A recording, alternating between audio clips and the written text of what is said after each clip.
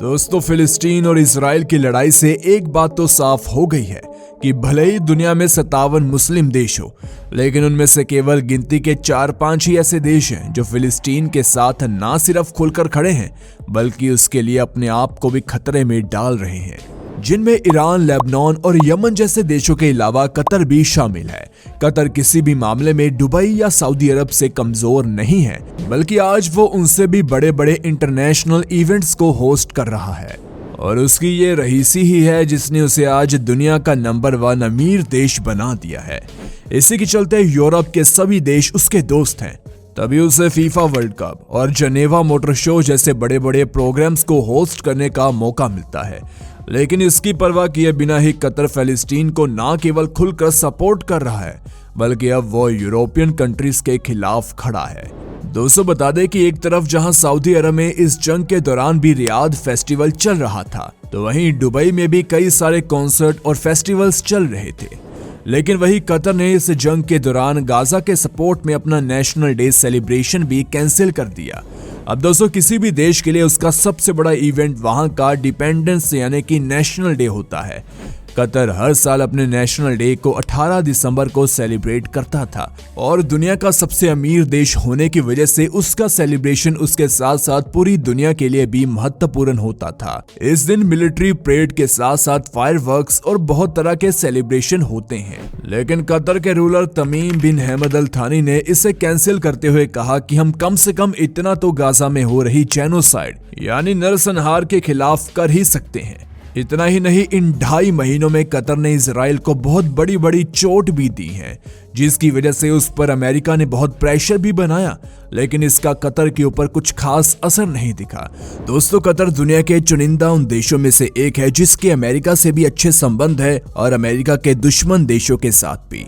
और आपको शायद जानकर हैरानी होगी कि कतर में हमास के कई पॉलिटिकल ऑफिस भी हैं। कतर के रूलर शेख तमीम बिन हमद अल थानी ने यूनाइटेड नेशन से कहा कि इजराइल को ये वॉर रोकने पर मजबूर किया जाए। कतर की वजह से ही इजराइल फिलिस्तीन के बीच 4 दिन का सीज फायर हो गया था, जिसमें इजराइल ने फिलिस्तीन और फिलिस्तीन ने इजराइल के कई बंधकों को एक दूसरे को लौटाया था। और अब कतर का कहना है कि वो लगातार फिलिस्तीन और इजराइल के बीच परमानेंट सीज फायर के लिए काम कर रहा है। दोस्तों, दुनिया में जितने भी मीडिया चैनल्स हैं, उन्होंने इस लड़ाई के बारे में इजराइल के सपोर्ट में काफी न्यूज दी है। वही कतर का ऑफिशियल चैनल अल जरीरा 24 घंटे इजराइल की बर्बरता से जुड़ी न्यूज और फिलिस्तीन पर हो रहे अत्याचार भी दिखा रहा था, जिसकी वजह से दुनिया के अलग अलग देशों में इजराइल के खिलाफ प्रोटेस्ट भी होने लगे। इसके लिए अमेरिका ने कतर को काफी ज्यादा क्रिटिसाइज भी किया। दोस्तों, कतर में जो फिलिस्तीन के लीडर्स रह रहे हैं, उनके जो ऑफिस भी वहां पर बने हुए हैं, उस पर भी अमेरिका ने कतर पर काफी प्रेशर बनाया कि उन्हें यहां से निकाला जाए और उनके सभी ऑफिस को कतर में बंद किया जाए। लेकिन कतर ने डिप्लोमेसी से काम किया और अमेरिका की बात नहीं मानी।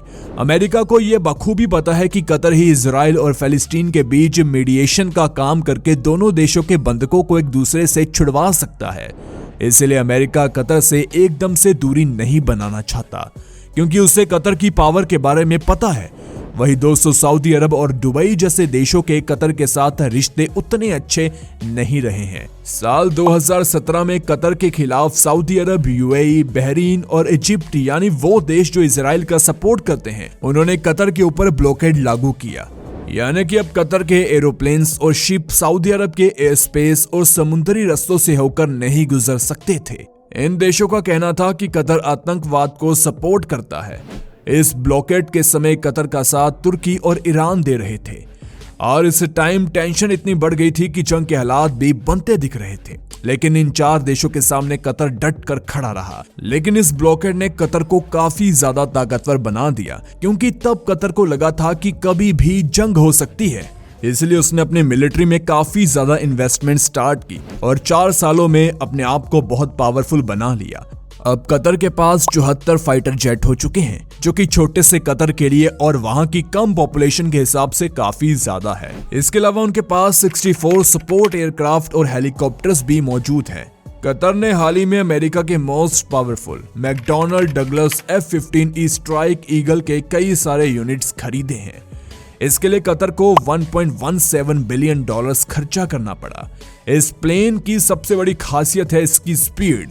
ये हवा से भी तेज दौड़ता है। ये 3085 किलोमीटर पर आवर की स्पीड से उड़ सकता है। ये लगभग 60,000 फीट की ऊंचाई से दुश्मन पर हमला कर सकता है। इस फाइटर जेट में मशीन गन्स, बॉम्ब्स और मिसाइल्स को ले जाने की एबिलिटी है। ये एयर टू एयर और एयर टू ग्राउंड मिसाइल्स को आराम से ले जा सकता है। इस फाइटर जेट के अलावा कतर ने काफी मात्रा में अटैक हेलीकॉप्टर्स और मिलिट्री ड्रोन्स भी खरीदे। उन्होंने $1 बिलियन सिर्फ ड्रोन्स पर ही खर्च कर दिए और MQ-9 रीपर ड्रोन को खरीदा है, जो कि लगभग 50,000 फीट की ऊंचाई पर 480 किलोमीटर पर आवर की रफ्तार से उड़ते हुए दुश्मन की जासूसी कर सकता है। कतर ने अपनी मिलिट्री के लिए बोइंग और एयरबस जैसी एयरक्राफ्ट की बड़ी कंपनी से लगभग $23 बिलियन की डील हेलीकॉप्टर खरीदने की है, जो कि सपोर्ट और अटैक हेलीकॉप्टर्स होने वाले हैं।